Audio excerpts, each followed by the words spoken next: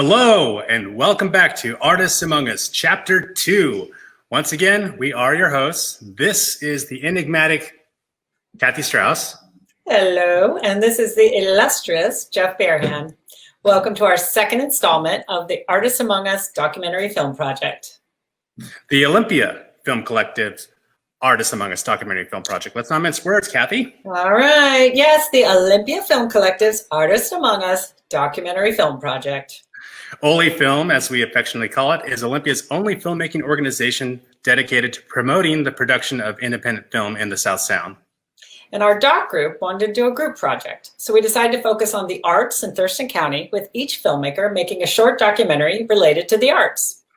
Like last month, tonight we are premiering 2 more films that are part of the Artists Among Us project. Yes, so let's get started by watching together the debut screening of Margot Westphal and Aaron Sonego's doc, The Arts of Dawn Freese. See you back here in 20 minutes. Roll it, Misa.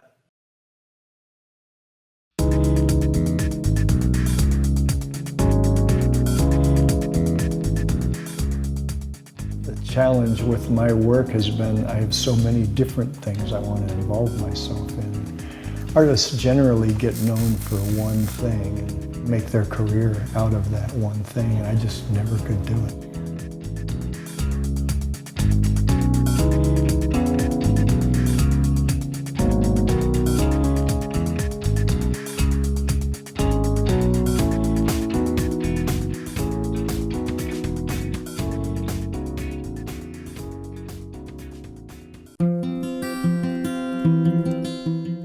I opened a business downtown called Leaper Woodwork, and the idea at first was to build looms, and I built 2 of them before I realized it was pretty hard to make any money making looms. I'd say I spent my first 6 or 7 years just learning how to put wood together and doing commissions for people and copying things from the masters, people that I really appreciated their work. Our first exhibit with Don was in August of 1979 here at Childhood's End Gallery. He had collaborated with another local artist, Tom Lind, who did flat glass, stained glass. And they made some beautiful cabinets together and large screens with just exquisite woodwork. Well, then it was just whatever anybody came in with. And there was a series of pieces until one day Fred Gentry, the lawyer, walked in and ordered a teak table for his dining room. Their house is a museum of my work, but this is when I started to do things that were my own style. A lot of it was developed working for the Gentrys. My wife and I had started a business, and we had 2 kids, and we were starting to feel a little like we were having a standard American life, and we decided, let's go to New Zealand for a year. And I went to New Zealand. And while I was there, I found a little college of fine woodworking in Christchurch that allowed me to use the studio and the machinery in trade for teaching some classes. I started making a chair, because that's what I'd always done, is make furniture. And the guy at the next bench was making wood sculpture. And I was so fascinated with watching his process that one day I took apart what I was making into a chair and turned it into a sculpture. And it had this effect on me that I started making sculpture. One of the things that really inspired me in New Zealand was that there was a show of Maori artifacts that were touring the country at all the museums at that time. And I was very inspired by the quality of those artifacts and how beautiful they were, but they were also mostly weapons. And I wanted to come up with a style of sculpture that looked like they could be tools that could be used for something but weren't weapons. And so the first sculptures all followed that sort of, how do I make something that looks like you could use it for something? So there's my furniture background is showing up again. So that has infused my woodwork ever since. This was the second of my New Zealand sculptures. It's called Artifact 2. And this one I drew it before I carved it. It's made out of New Zealand matai. And it's one of the first ones that I wanted to make an obvious connection, so this piece is just lashed on here with a series of twine that's holding it. After that one came this one, and this one got me thinking about, this actually has a way that it kind of fits with the body. There's a sense that there's something you would do with this that would be like this, maybe an instrument or something. And again, it has this, just like my table, there's a sense that it's two pieces that are joined together. There's some beautiful carving, like it's for something, but we don't know what.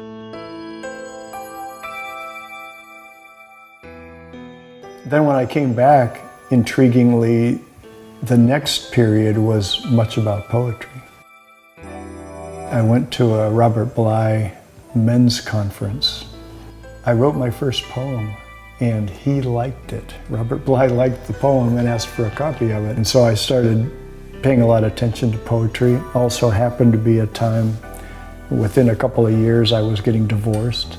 And so it was a time of a lot of emotional work, which is great for poetry. And so I started publishing books. So, as part of that, I went back to school, finished my undergraduate degree, and got an MFA in creative writing and literature. I've been following his writing for probably 35 or 40 years. And it's interesting to me that even though he went to graduate school somewhere in the middle of that and really developed a lot, and I think has written more poems since he went to school and developed a community of poetry. So this takes the best of all these books I've done before, and then there's a bunch of new pieces in here.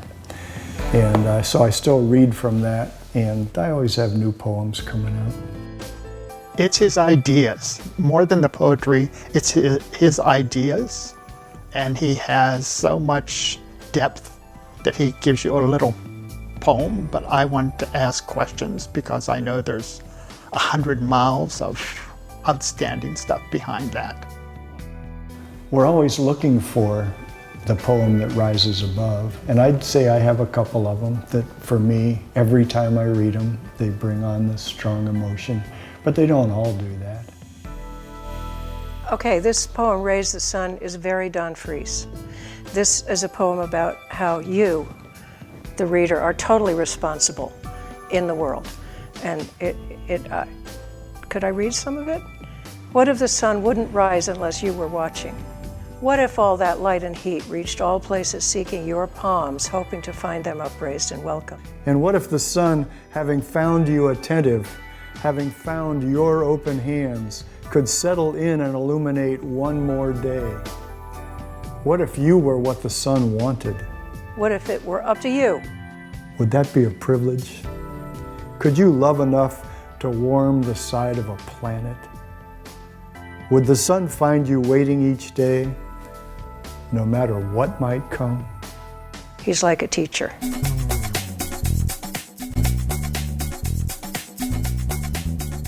I was showing furniture again in galleries in Seattle and here at Childhood's End.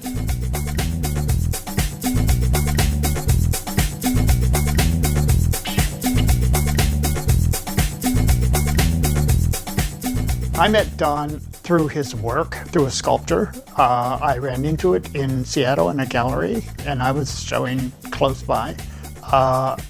And then when I met him at his house because of his poetry, I recognized the piece. I had just finished an office for a local gentleman who wanted a big desk and a filing cabinet. And I had these boards left over. This top was one board 20 feet long. And I cut it in half and put it side by side with itself. It's a beautiful look.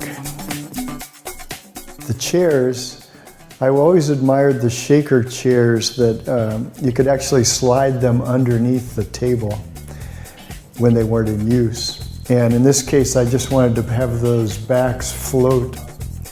And so this was how the experiment came out.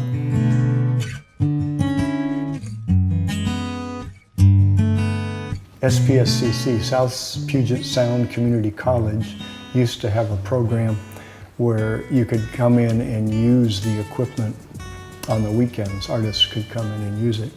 And I came in there for a couple of years while that program was still in operation. And all they required was to take one beginning welding class, which was rudimentary, but did the job. And a lot of the same processes that you use, where it's important to prepare each part carefully, just like with woodwork. Just like with poetry, for that matter, you want every stanza to have a solid feel to it. It's a lot of that same craftsmanship. You just have to get good at the tools and good at the processes. One of the things that was great about the SPSCC shop was that they had benders. And there was a wonderful big rolling bender, and they had shears. You could slice off pipe into rings.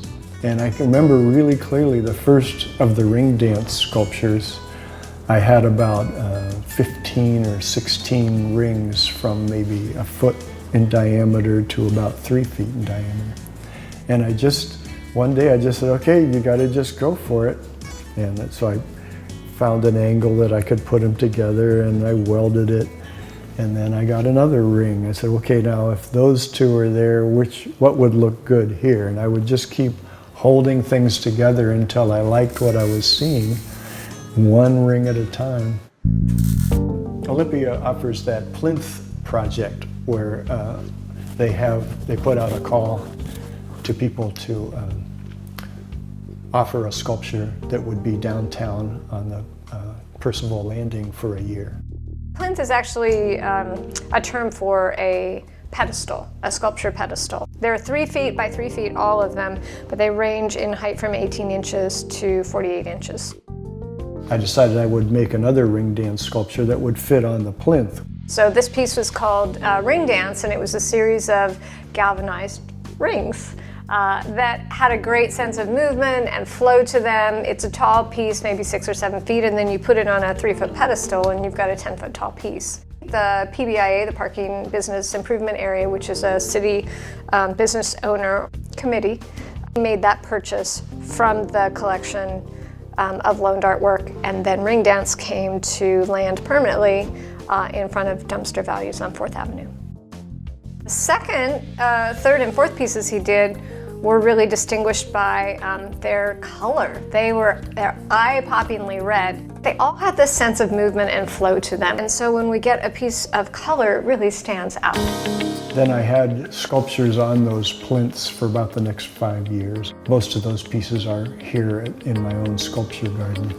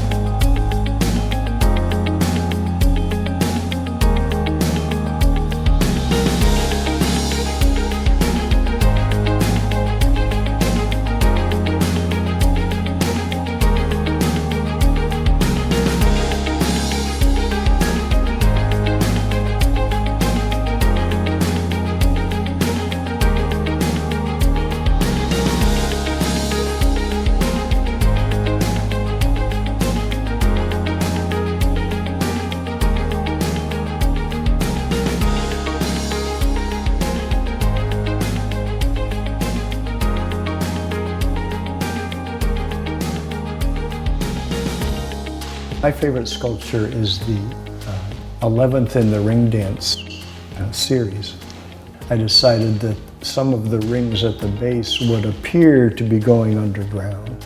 And so I think of number 11 as actually extending all the way to the center of the earth. The project that Don did for us in West Olympia is the Tree Guard bicycle rack projects. So Don's project is called Scenes from West Side. and they're really lovely vignettes of some of the architecture and scenes that you would see in West Olympia. There's some really characteristic West Side houses that are very unusual. So one of the tree guards had like an image of that house. The very distinctive houses, I think, on Rogers Street, they came from a kit. That roof line is included in one of the vignettes, and families holding hands and walking together and animals, and it's just a very lovely sort of love letter to West Olympia. I had a wonderful show at Childhood's End once, and so many of the pieces I had around, I wasn't even sure if they were finished yet because I didn't know what they were supposed to look like. And it was great for my process to go, yeah, well, you got to have a show, so finish these up and put some oil on them and show them and see how people like them. And it was amazing. There was a very nice exhibit in 2005 of his sculptural pieces. These pieces were very abstract. As I say, they were just put together based on gluing things together and then smoothing surfaces and looking for the curves, the natural curves of things. I have no idea what shape that would ultimately take, but that's the fun, that's the discovery of it. The pieces were really well received. People spent a lot of time trying to understand them, reading the title, going back, having conversations about the work, which is just the best when you have a gallery exhibition that really engages the public and people are very curious about the work. People would come back multiple times and ask us what we thought things meant. So it was really an engaging experience. The best thing for me in the last 8 years has been the landscape. I bought this old homestead on the shores of Puget Sound here that had an old orchard and it had an old wrecked house on it and it had a lot of junk. But one of the main things is that it has a 50-tree orchard up there. Some of the trees are 100 years old. There are some wonderful specimens. There's a huge giant sequoia tree, 108 feet tall last time I measured it, and there's a redwood up there.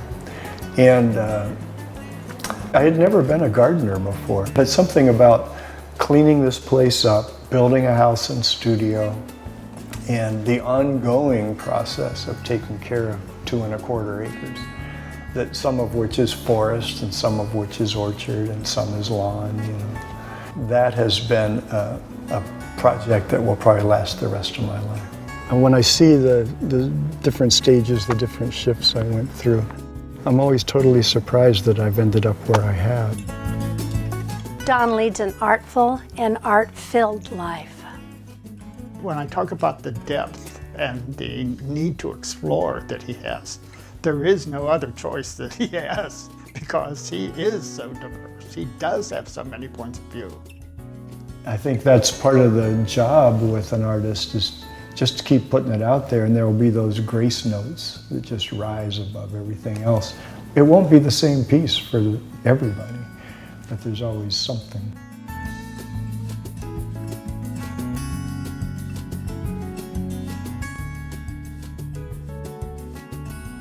It's taking that risk of, you might get it wrong, you know, it might not work, but it seems so important to do something, you know, take a step. But and then there's always another step, always something else that could be done. So the creativity always has a place to be used.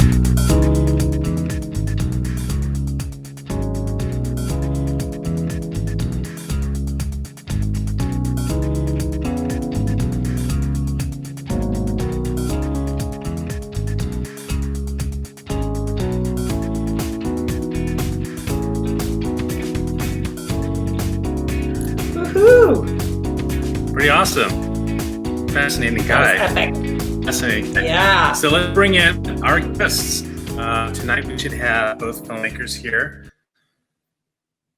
joining us very soon, I hope. We should have Aaron Sonego. There you go. There he is. Aaron. Margot Westphal. And the one and only Don Fries. All right. There they are. Welcome to all of you. It's so great to have you here on Artists Among Us. Don, we are so honored to have you here. What an amazing, prolific artist you are. Amazing. Don, this doc clearly shows the many stages of your fascinating evolution, moving from furniture maker to sculptor to metalworker, poet, gardener. What's going on? Are you just restless? You tell us what's going on in your head. Actually, I'm reminded, before you answer that, I'm reminded of the age-old saying, "Jack of all trades, master of none." But this doc clearly shows that you have debunked this. I mean, what do you got to say for yourself? Well, I definitely, once I've done something once, I kind of tend towards looking for the next thing to do. And one of the reasons everything I've done has been a one of a kind, because I don't want to make it again, you know. So that's part of the thing. And so very many different types of things interest me. Yeah. I mean, is it, are you just sparked? Just something you see, something you hear? How do you fall into that next connection? Man, that is the age-old question.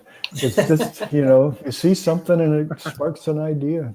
You know, it might be something, the line of a tree trunk, or it might be something you see that someone else has done and go, oh, I could take that and go that way with it. You know, that kind of thing.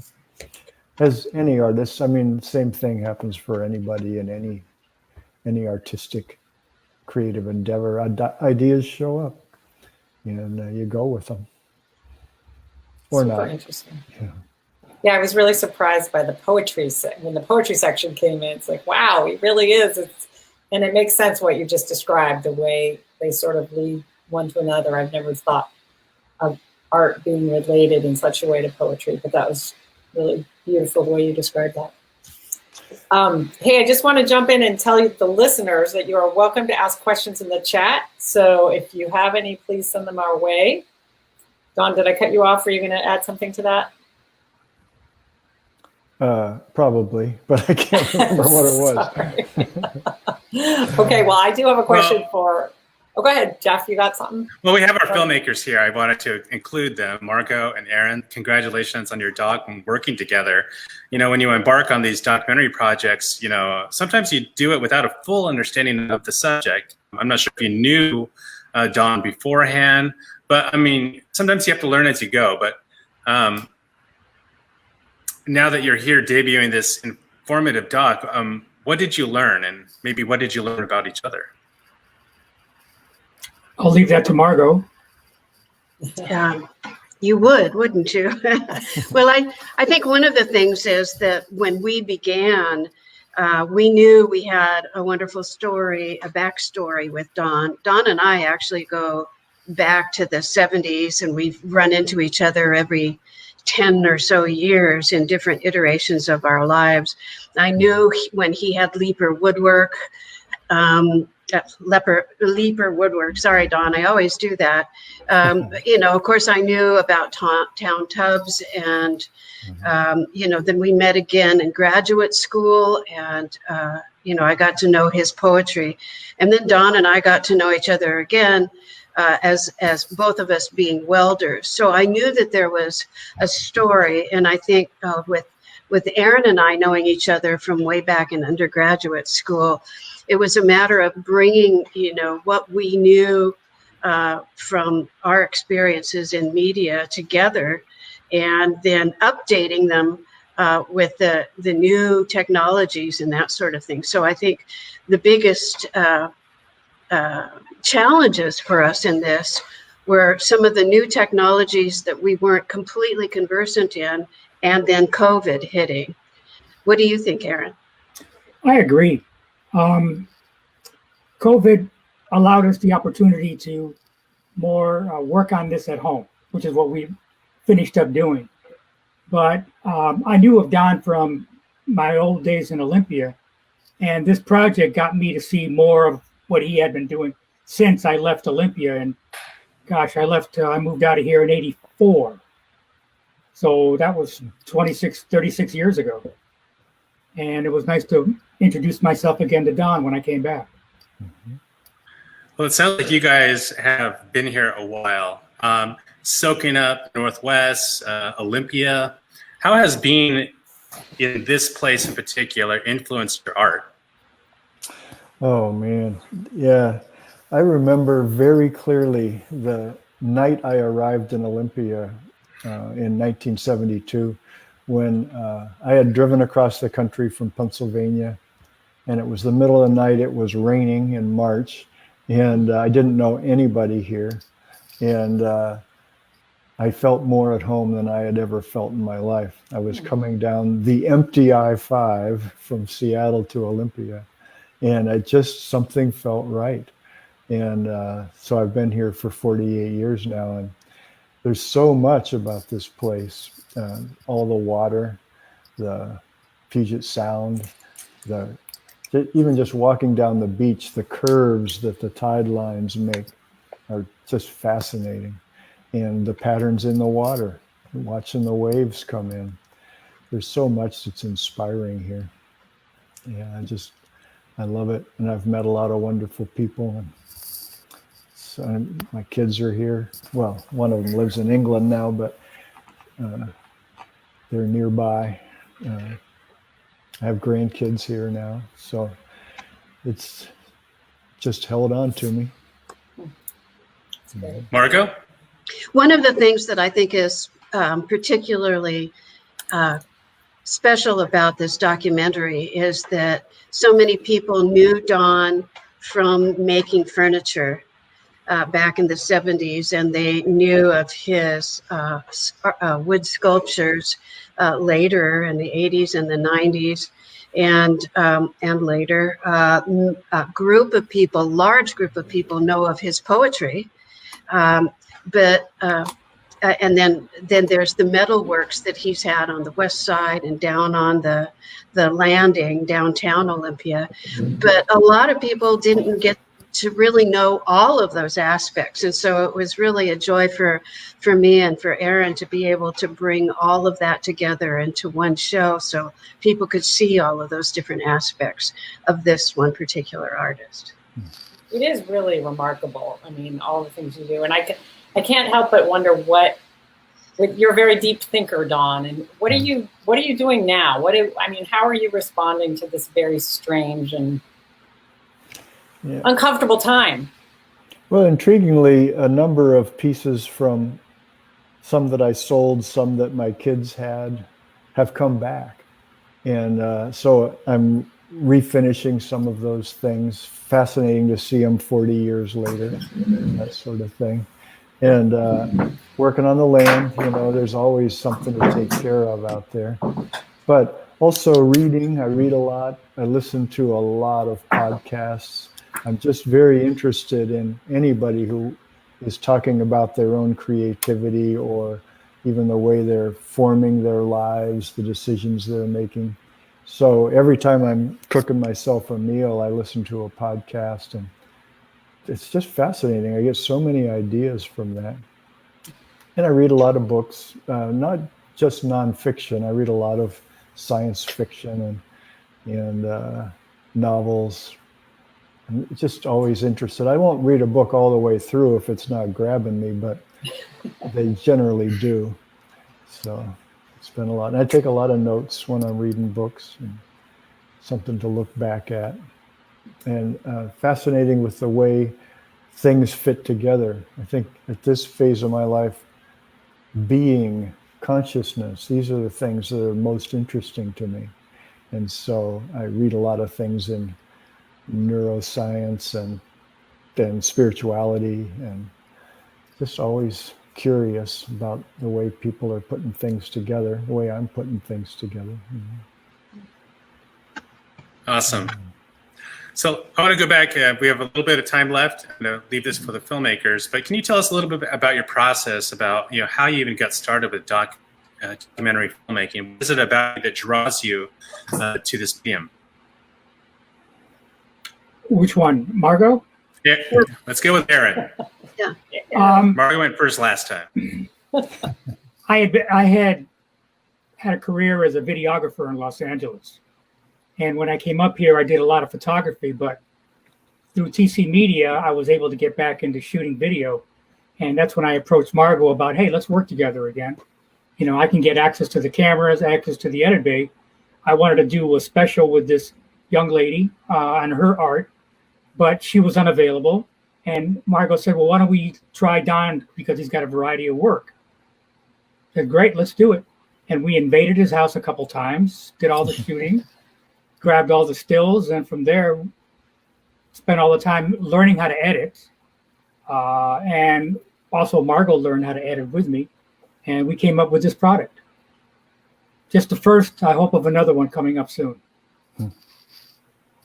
And how about you, Margot? Go ahead, Margot. This is one of the things that we really hoped, you know, if we could look at this and feel good about it, and that Don would feel good about it, then and everything else would be excellent from that point on. But I mean, the fact is that we had to satisfy ourselves first and our client, our artist. And then after that, we'd make a decision about going forward.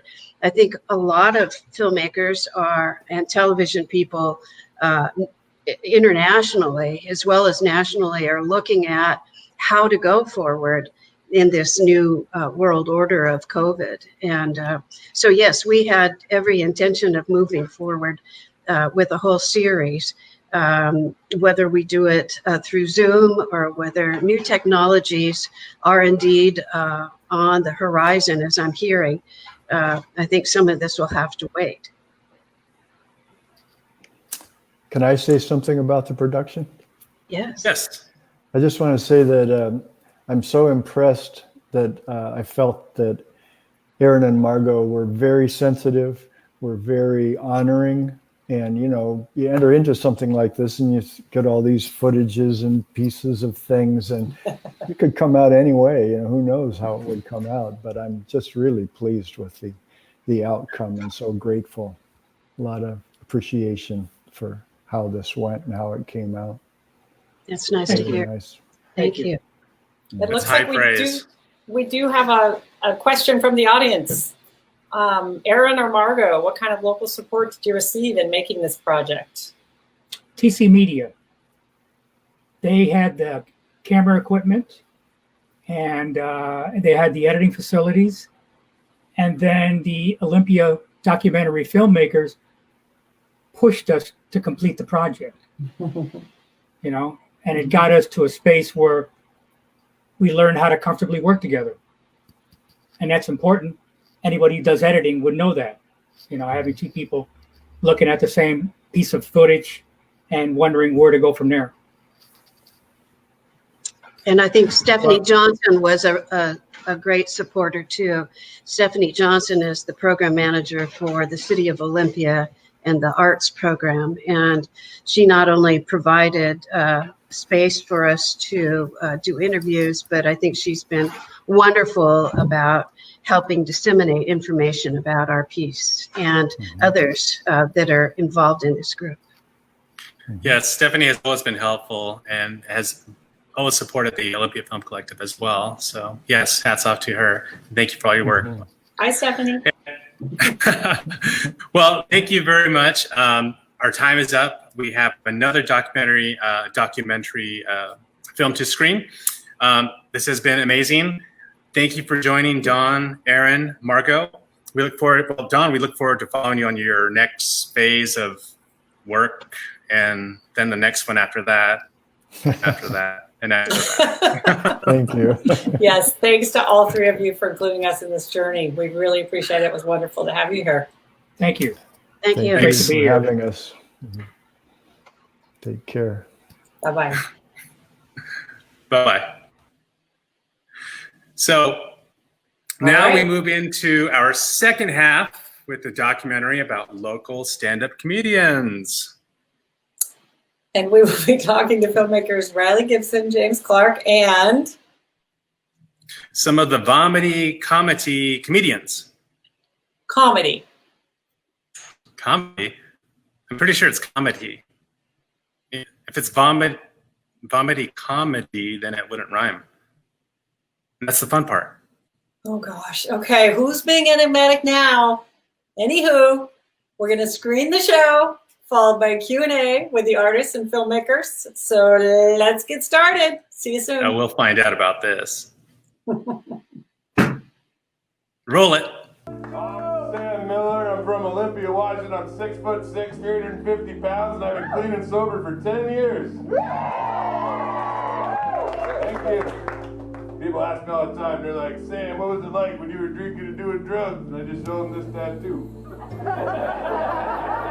That tattoo says, let's dance. You want to know if you have a problem with drugs or alcohol, look at your belly. What does your tattoo say? Mine just says, let's dance. Which is wild because I've never partaken in nor particularly enjoyed any dancing. Thank you all for being here today. Today we're going to be talking to some stand-up comedians in Olympia, Washington. This is Colt Barton. We have Claire Pellegrino, Chocolate the Entertainer, Khadijah Hassan, Sam Miller, and Amanda Biddle. And James Clark. Our first question.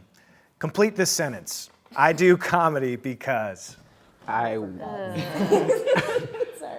want to get paid for it.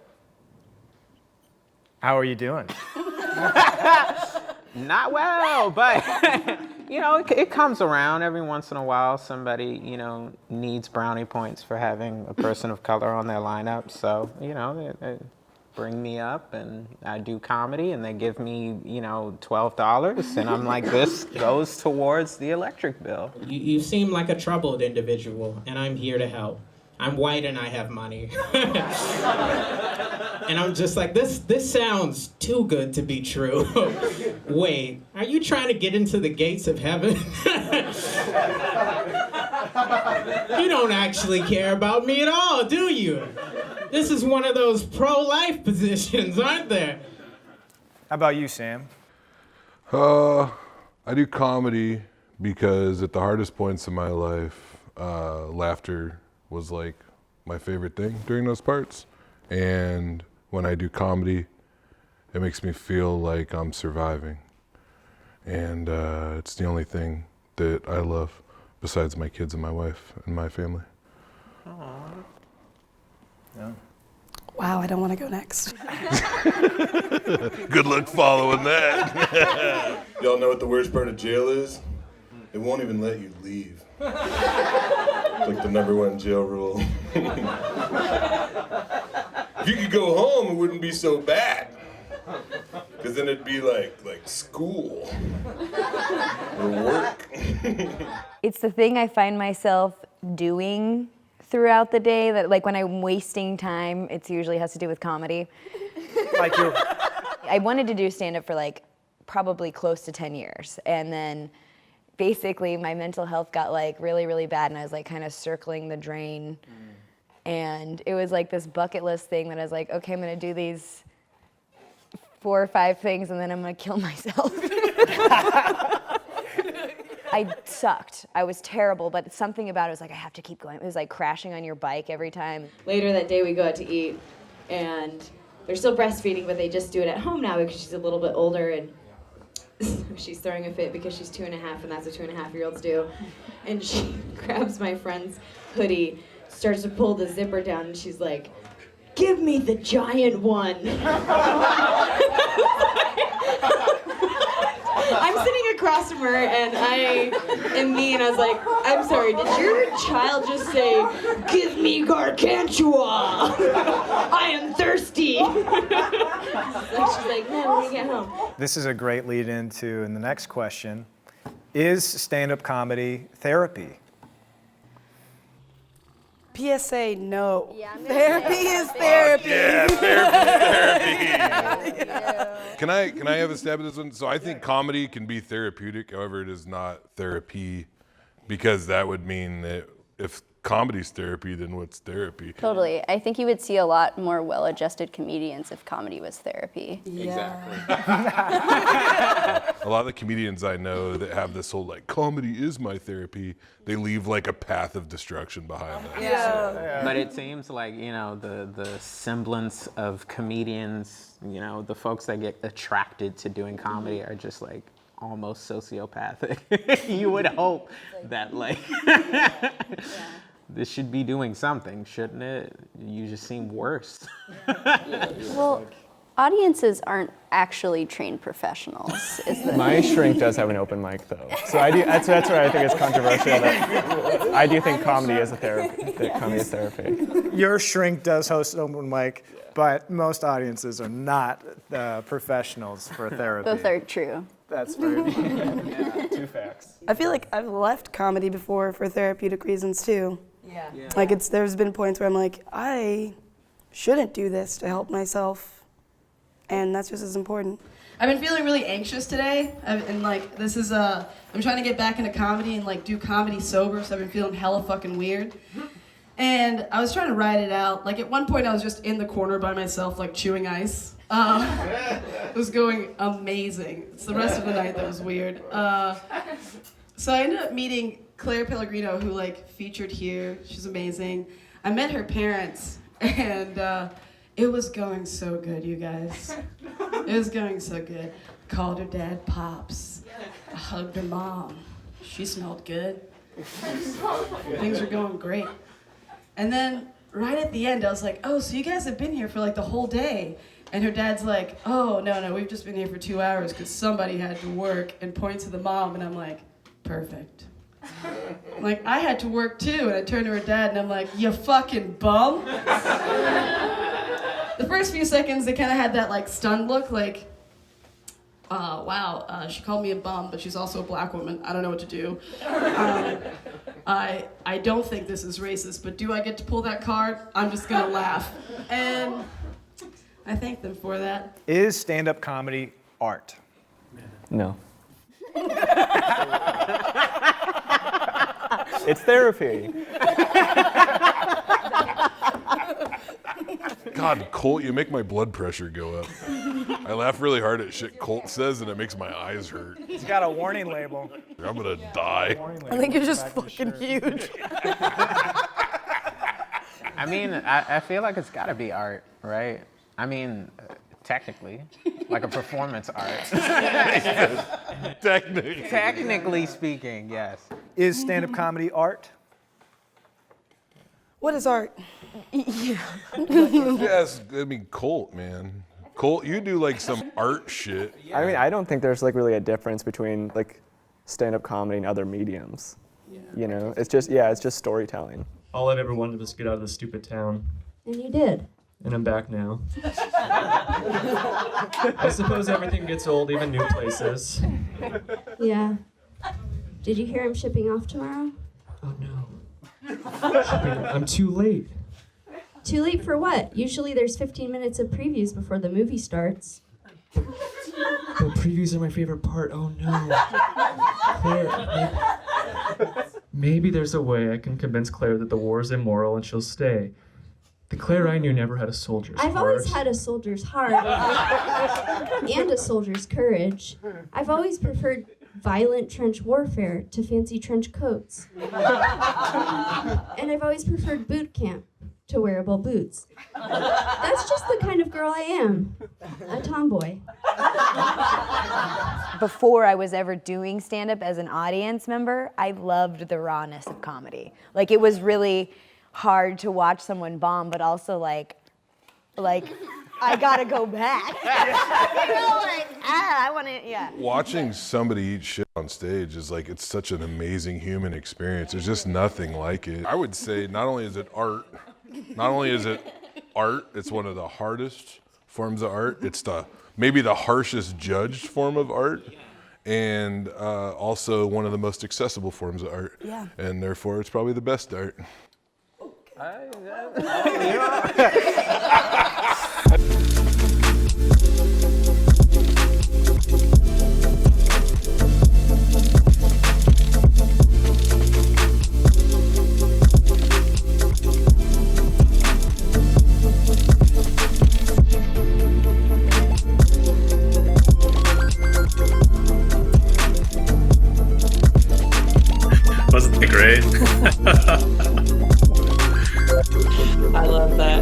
best art. Oh, well, we'll have to ask him about that. When they, We don't really know don't. who's here with us tonight, do we, Jeff? I guess it's just us. Oh, we have the filmmakers. We know we've That's got right. the filmmakers. Well, I guess. Ooh, we have someone coming up. We know we have filmmakers, but we don't know who. Oh, there they are. Hello. Welcome, Riley and James. Where's that mic? Do we have any Yeah, comedians? you're good now. Bump it up, drum roll. Woo! 1, Look 2, at that. 3, 4. 5 out of 6. That's pretty good. Wow. Welcome to the show, everyone. Thanks for being Yes. here. Wow. So, We're so happy to see you. great Go job ahead. on the dog. I was laughing the whole time. I have a question. James, Mr. Director. James, there's Monet, Picasso, Renoir, Rodin, Gauguin, Weird Al Yankovic. I mean, your dog challenges what we think of as art. I mean, do you believe comedy belongs in the Louvre? That it is, in fact, the best art? Wow, what a good question, Jeff. It's something that exists in a moment, which means it's so delicate but also so powerful. So you got to be there, I guess is what I'm saying. Those choices were also made by my producer and editor, Riley Gibson. Maybe you could throw a little bit of fuel on the fire. Riley, what do you got to say? Yeah. Great. Do you have any questions for the comedians? This is why these are not the comedians. Maybe we should. I mean, okay, the best art. Sam, you're responsible for that. You're the one that coined that term. I don't even agree with me on that. Look at that. I just say stuff. No, I don't know. I mean what I said, man. Like accessibility is. I think especially in today's world, like accessibility is incredibly important, and stand-up is a realm where like there can be a lot of ideas that aren't mainstream that come to the surface. You know, if you look at like Richard Pryor, you look at like the predecessors that have made this what it is. Like accessibility is everything. You know. Yeah, because He's always so deep. Is he always like that? No, I don't give a shit. Oh, whoops, I'm not supposed to swear. He's all over the place. I have a question for Chocolate, the entertainer. So you said in the film you were happy to squeeze out $12 to go towards your electric bill. You do get paid more than $12, right? I mean, should we be tipping comedians? Rarely, if ever, I get more than say $15. But yeah, you should totally be tipping comedians.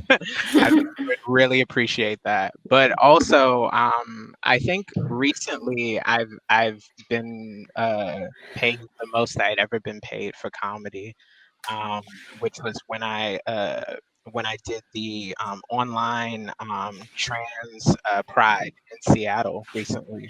And so that was nice. I mean, you know, it's nice that the money does come in when it comes in, but it definitely doesn't often. You know, we're definitely not doing this to to see huge checks come out of it. That's for sure. Yeah. It's definitely more of an emotional thing, if anything.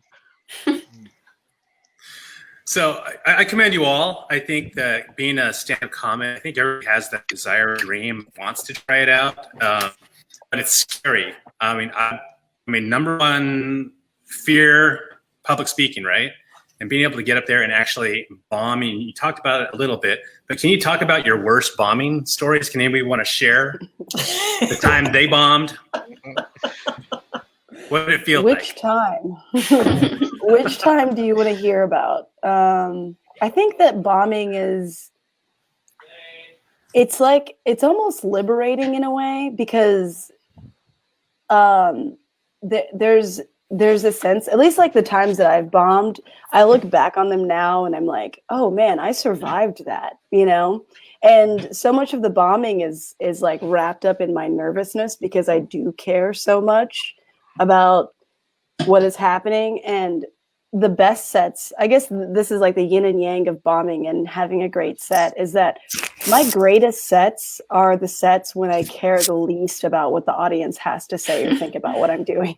And the times that I'm the most likely to bomb have to do with being so entrenched with how the audience feels about how I'm doing that I get lost in their feelings. So I know that's not a specific time because there have just been so many. There's just an immense amount of bombs in my life. Claire, it sounds like maybe you relate.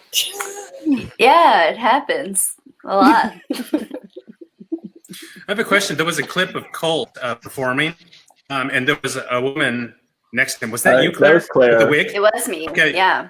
I just couldn't tell with the wig, but Yeah, yeah. and my long locks. Do you two work together as a duo, or how does that? How does that was happen? actually It was like a play we did at Bomedy. yeah. But we write together sometimes. Yeah, it's true. Yeah, usually perform separately. Yeah. Yeah, that was a one-off show. I guess for me as a filmmaker, I found it as like a nice, efficient opportunity to showcase two of our comedians in one clip. But yeah, they're individuals. They're not just. Claire does write my stand-up though. I do it individually. Always in the background. Oh. So I mean, okay. Is comedy innate or can it be learned? That's open to anybody. That's a really good question. I think there are rules that you can use as tools. Like there's a rule of threes, right? Like if you write a joke and you want to have a sense of buildup, you can build it up in a rule of three. So you have one smaller section of it, then you build up to a second joke, and then you have the third joke that is a little bit more, it's where your banger is. But I don't know if is comedy innate? Is kind of like asking like, is trauma innate? Is like is suffering innate? Yeah, but it's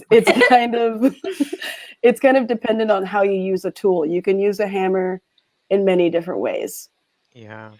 I was gonna almost exactly what Khadijah just said. Like the funniest people I was ever around were people I was locked up with when I was incarcerated back in the day, and it's like the same kind of deal. It's like when I needed to be funny, because we live in these like crappy bodies and in a crappy society, and at any point it can all get taken away. But like I can still run my mouth, like I can still make jokes. Like they can't take that away. Like I can make fun of like there's this guard in the Thurston County Jail who had like the biggest head, and he gave me crappy food, and I made fun of his big head. And it sucked because he could tell me whatever to do all the time, but he couldn't make his head any smaller. And that's the thing, though, is I said this in the documentary too. It's like when I do comedy, and I feel like I'm doing comedy right, to kind of what Khadijah was talking about too, about when I'm like just in my element and I'm on stage and I'm like really feel like I'm pushing boundaries a little bit, and like that's the most free I ever felt, because when I was locked up, like when I was making jokes, that's the most free I really ever felt. You know what I'm saying? Like to me, like trauma is where my comedy comes from. And like I'm not really living a traumatic life anymore. In fact, it's not really that hard at all. But that's where it's from. So Yeah, and I think I also want to point out that, not to just marry that so much into stand-up per se, because I know that's what, we primarily do, but like I'm noticing a lot of my like comedian friends, their tweet game is like getting crazy now that this COVID stuff has hit, so like memes and stuff that those same comedians are coming up with is insane. So yeah. Definitely, I definitely think it's something that you can learn per se, but it's I think it's in everybody. Comedy is in everybody. It's just people have a tendency to throw it into weird directions that probably should have stayed in whatever closet they got it out of. Yeah, well, there's so many varieties and like ways of performing. Like there's, like people like to think of a comedian as like, oh, tell me a joke, but it's so that's not what I think about as a comedian at all. It's just self-expression, and I think what it really is for me is just having that that fire, that desire, that need. It really does feel like a need to get up on stage and talk and let people know of the crazy shit that's going on in your life, or the observations that you have that are going to catch them off guard and get a reaction. Yeah, during this time, the COVID pandemic thing, I've actually seen Sam online telling jokes to his family as the audience, but then inviting everybody to come watch. So he's had like hundreds of people in there, right? In the audience watching via social media. Yeah, it was going really well for a minute, but the thing is that I don't get the juice from that. I need an audience in front of me more than like my mom and stuff. The online stuff, honestly, like I had to let that, like right now, like I'm dormant, and that's okay because there's other parts of me that aren't comedians, and the parts that make me a good comedian make me good at other stuff too. So like I'm working, like right now I'm back working full time at a shelter in Tacoma, and I'm kicking ass. Like I'm having a really good time, and that's like my job right now. And when comedy comes back, I'll probably do comedy again, but I'm not going to start doing comedy again until it's all the way back. And the thing about doing the online stuff, like it was cool and it did feel good, and we raised a lot of money for some like amazing causes and whatnot. But as far as like the enjoyment I got out of it, it definitely like was a slow decline towards like. And then it became a thing where like it just made me want to do comedy in front of like a live audience again, and I had to stop. I wonder if the rest of you, the rest of you agree with that, because I do feel like these are really rough times and we need to laugh. You know, I mean, I think comic relief is super important, maybe now more than ever. I mean, what are the rest of you doing? Are you doing any online shows? That was actually a question from the audience as well. Can we see any of you online? Actually, Vomity is shifting right now, and we are making plans to have an online show on September 19th, which is a Saturday, and it will be a fundraiser show for community members that need support. And I talked to Sam about it earlier because Sam is going to be on the show, and I'll do it. Yeah. And I'm probably going to message the other comedians here, and maybe they will be interested in it as well. So that's something that is coming up. But I also feel like, we do need joy in our lives. We do need ways to be. Well, I'll stop here in case anyone else has any announcements about that. I have a question, cool. Actually. Let's take this back to the filmmakers who made this documentary. I was actually impressed by it was probably the most heavily produced documentary we've seen so far in the Artists Among Us series, with, well, all of you, the location, and managing, I guess, all these people. What was the most challenging part of getting this together off the ground? I guess wrangling all these cats to be in the same room at the same time and get their mics and explain what the hell we were trying to do, I guess. I find the coordinating part of it, like making sure everyone's on the same page, knows where to be, when to be, what to be. I find that incredibly stressful and demanding. So the fact that I chose people who I really appreciated their work, and that I think made it a lot easier. But yeah, if you've ever seen any of the Hollywood Roundtable Reporter episodes where they interview all the actors who are nominated for an Oscar that year, that's what I wanted to do just with our local comedy scene. Because I just thought there was so much. What I really like about the Hollywood Roundtable discussions is that this group of people who want to be there with each other, you get into territory that is so far beyond the questions. That just organically comes from people who appreciate each other's work, talking about what they appreciate about each other. And I think it worked. I'm happy with the result, and I hope people enjoy it. Great. How about you, Riley? Got anything to add to that? Oh, I think for me, they're all very funny people, and my mic working? Like he has to say that now, right? But as Sam was saying, they were kind of speaking to Some of them are probably stewing about what he left on the cutting room floor, right? So yeah, I didn't hear what you said, but I think Sam said something about speaking to an empty room, and it was kind of an empty room. So trying to use that when these comedians are being funny, but it's also it's a very different timing than if they're live. So trying to edit it in a way that the timing still worked, that was something I had to learn. And fortunately, all these comedians have really good laughs, so I could kind of use that to help with the timing. Awesome. You did a great job. Yeah. Yeah, it made me want more, definitely. Would love to see you. Our interview, these comedians are probably thinking, why the hell was this thing only 9 minutes when we were in that stupid room for 2 hours? It was a long interview. I just wanted to cultivate a particular feeling, and it could have been a much longer piece, but I felt like we accomplished everything that I was hoping to accomplish with this 10-minute piece, which was a lot more watchable and accessible. And who knows, maybe there'll be a executive cut later. It'll be longer. I don't have plans of doing that because frankly, I don't have the energy, but who knows?